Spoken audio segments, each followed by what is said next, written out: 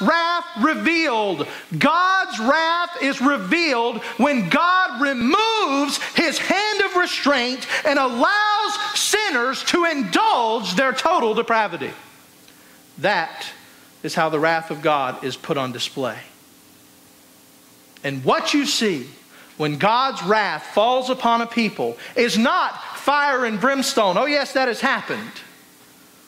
Mind you not that God has no problem destroying a city like Sodom and Gomorrah.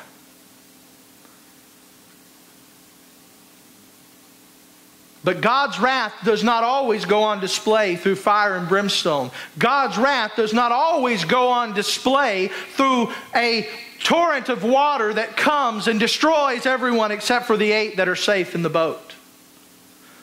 Sometimes God's wrath on a nation is the removal of restraint, which results in the depravity of the people being allowed to run amok.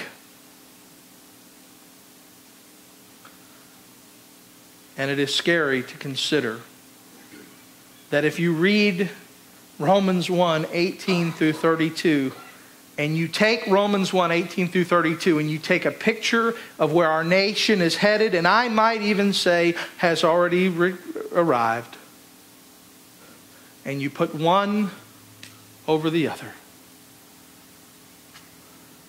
how can we not say that we are seeing the wrath of God being poured out against us?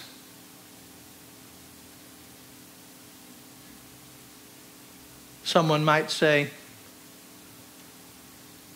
well, is God wrong? Is God wrong for doing this? Is God in some way responsible since He's the one who's given them up? What we must understand is that there is never any injustice with God. And He is doing no injustice by giving people over to their own desires. He is allowing them to have exactly what they want. Oscar Wilde said this. He says, when God wishes to punish us, all He does is answer our prayers, our deepest desires for sin. He has given them over to the lust of their heart. If you go back and read verse 24, verse 26, verse 28, it says this, therefore God gave them up in the lusts of their heart. He gave them what they wanted. Verse 26, for this reason God gave them over to dishonorable passions. He gave them what they wanted. And since they did not see fit to acknowledge God, verse 28, God gave them up to a debased mind. You see, this is the problem. People think that if God were to release His restraint upon us, that we would just float in midair, kind of like if you were out in space and you dropped a vase out of a space shuttle, it might just float there. The problem is that's not the world in which we live. If you drop a vase here, what happens? It goes straight down. It might fall to the left, it might fall to the right, but if it's going straight down. And that's what happens when God loosens His restraint upon us. That's what happens when God looses His restraint upon a people. They go straight down. If you read Romans 1:18 through 32, and you read it with any sense of looking at what is happening, what you see is a decrescendo of lifestyle. It begins with God's wrath. He gives them up, and it turns first to what? Idolatry. People who worship the created things rather than the Creator. Oh, well, gee. What have we seen in the past? Well, we've seen idolatry forever. But what have we seen in the last 50, 75, 100 years in our nation? Even in Christianity.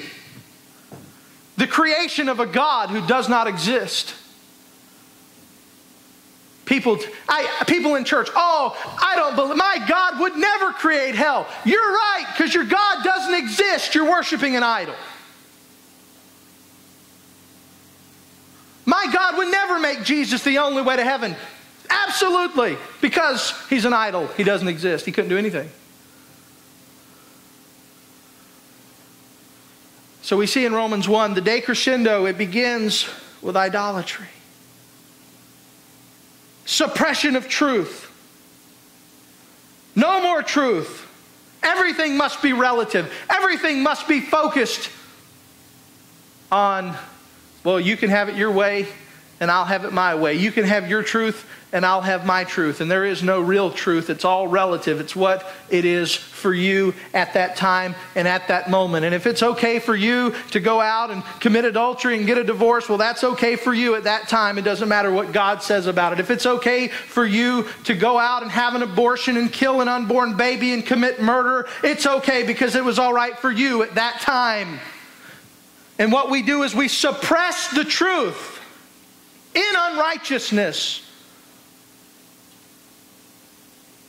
And as a result, the last bastion of normalcy, the last bastion of truth, and that is the most basic of truths, that man was created for a relationship with a woman, and a woman was created for a relationship for man.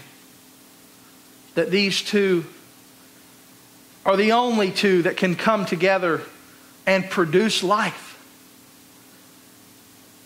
Did you know that homosexuality, and I say this not to be ugly or to be condescending, but the entire movement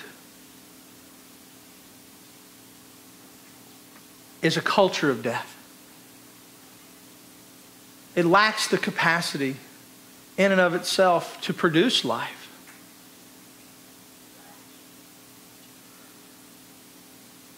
And statistics show clearly that people who live their lives in that lifestyle, that those who have chosen to,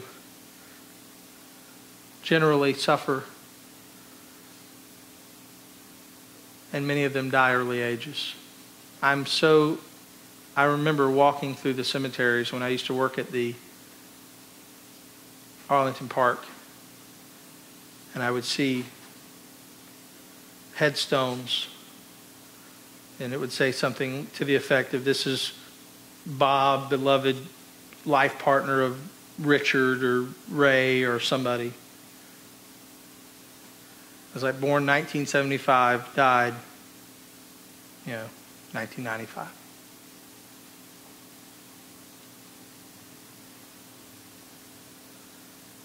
And that's not being stereotypical. So I wouldn't want to stand in this pulpit and just rant rhetoric. But what it is, it's a lifestyle that's contrary to nature and is a lifestyle of death. Yet it is being proclaimed as equal to the union that God established in the garden when He took the man and He says, man is not good to be alone. I will create a helper for him, and that helper will be everything he is not, and the two shall become one flesh.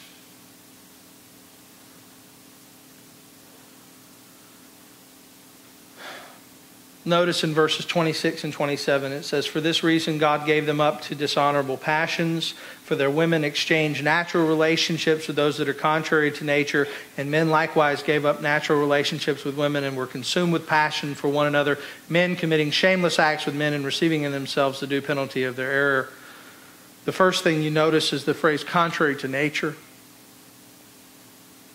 It's such an obvious truth. Same-sex marriage is not natural.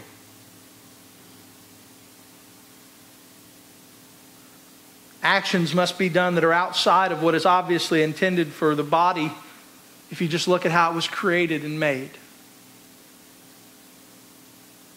And He calls them shameless. And He says it leads to judgment within the body. He says they receive the due penalty of their error. He mentions both men and women, which is interesting because this is the only place in Scripture that I know of that specifically addresses women alongside of men in this relationship. And I think that the women are mentioned first, and I mentioned this before, and this is an opinion I'm sharing now, But I think the women are mentioned first because it is a degraded society indeed. You know, men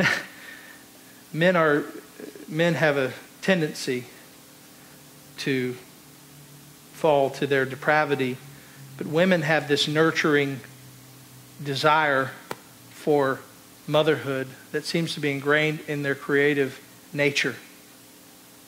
And when women abandon that desire for that creative nature, for the lust of the flesh and themselves, and not for motherhood and nurturing and not that ability to have that child, it just so degrades. And look at the society that it produces.